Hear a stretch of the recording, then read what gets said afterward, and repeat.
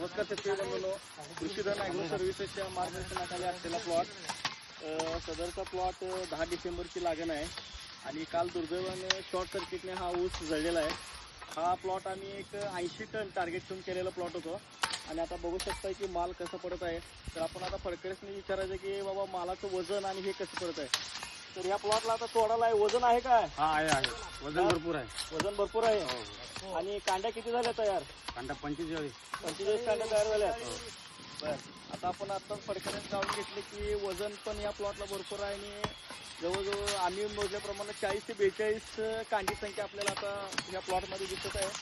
तर आम्ही अपेक्षित उत्पादनचे 80 टन धरलेलं, हा प्लॉट जवळून पण 80 टनापर्यंत जाईल. एक 4-5% घट, म्हणजे आम्ही आता 75 अपेक्षित करतो कारण प्लॉट जळलेला आहे. त्यामुळे 5 टन आपला ऊस कमी होण्याची शक्यता आहे. धन्यवाद.